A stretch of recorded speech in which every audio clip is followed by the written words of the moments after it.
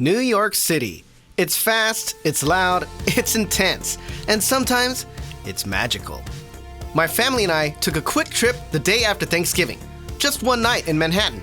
In this video, I'll walk you through where we stayed, what we ate, and what we did, along with some things you should definitely know before you plan something similar.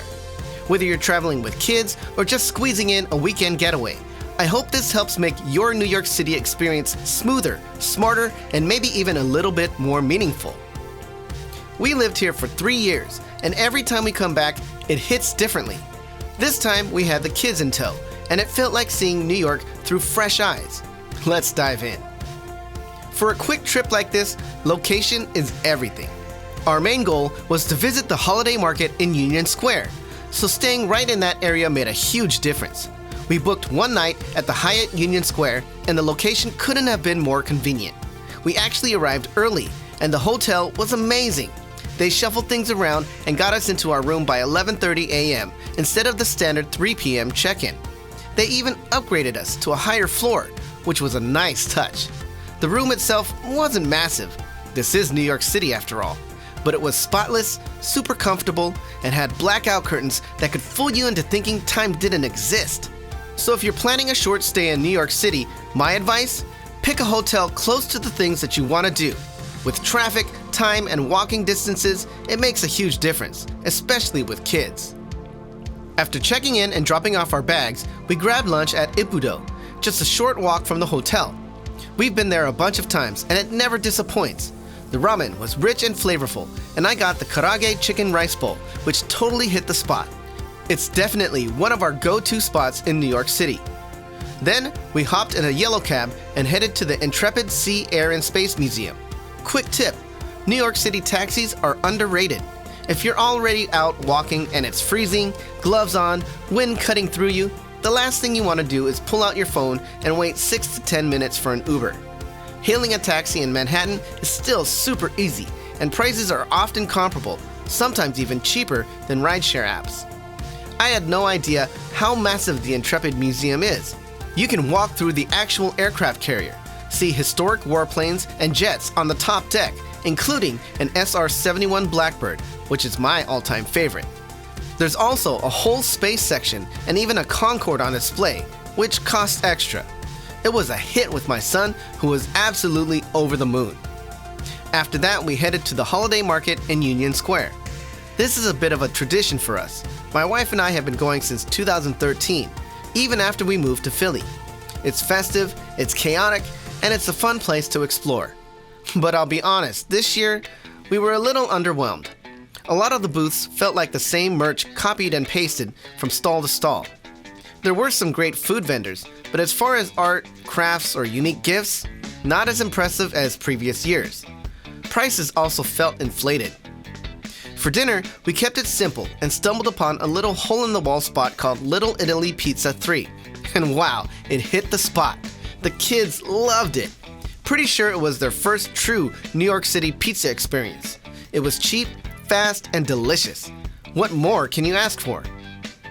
We also popped into the Strand bookstore, but it was packed to the brim, so we walked right back out. If you go, try earlier in the day. The next morning, we had breakfast reservations at Terralucci Avino for 8:15 a.m. through Open Table, but when we arrived, it was still closed. Turns out, they don't open until 9 a.m. Not sure if that's an Open Table issue or the restaurant's listing being outdated, but either way, it was a bust. So, we pivoted and went to Pret A Manger instead. Quick, reliable, and surprisingly kid-approved. Then, we made our way to the American Museum of Natural History. We took the L train from Union Square to 14th Street and 8th Avenue, then transferred to the C train, which took us straight to 81st Street, American Museum of Natural History, or AMNH. Seamless. Easy, with the Omni Tap-to-Pay system. No Metro cards needed. Now, if you're thinking of going to AMNH, listen up. I searched for tickets using Apple Maps. I tapped the Tickets button, and it redirected me to an app called Tickets with a Q. While the app was super slick and the purchase process was easy, the tickets weren't real tickets. They were basically passes. You still had to wait in the normal line to get printed tickets at the counter. Normally not a big deal, But on the day we went, the printer was down and the wait took longer than expected. If you want to skip all that, I'd recommend going directly through the museum's website to get an actual QR code and breeze right in. The museum itself? Absolutely incredible. The kids had just seen Night at the Museum, so walking through felt like stepping onto a movie set. They spotted the Easter Island head, "Dum Dum, gimme gum gum," in my lowest voice, and of course Rexy, the T-Rex fossil. It was a magical moment for them, a total win. New York is never boring, but it can be overwhelming. That's why for this trip, we kept it simple. We picked a central place to stay, centered our plans around a couple of key experiences, and left room for spontaneity. If you're planning a short New York City trip, especially with kids, location matters. Staying in Union Square put us close to everything we wanted.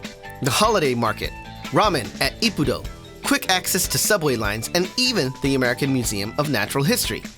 Sure, things didn't go perfectly. Our breakfast reservation didn't pan out, the holiday market felt underwhelming this year, and navigating ticket apps like Tickets had its hiccups. But that's New York City. It's fast, it's chaotic, it's real. You roll with it, and often it rolls with you. And those small moments, like watching your kids fall in love with New York City pizza, or seeing the awe in their eyes at the museum, that's the magic. Whether it's your first time visiting or your 50th, New York has a way of becoming part of your story. This trip was short, but memorable, and we'll be back soon. What are some of your favorite New York spots? Let me know in the comments. Have you checked out the Union Square Holiday Market this year? What did you think of it? I'd love to hear your perspective. Make sure to like and subscribe for more travel goodness. I'm Kelly, your trusted vacation agent. Thank you for watching, and safe travels.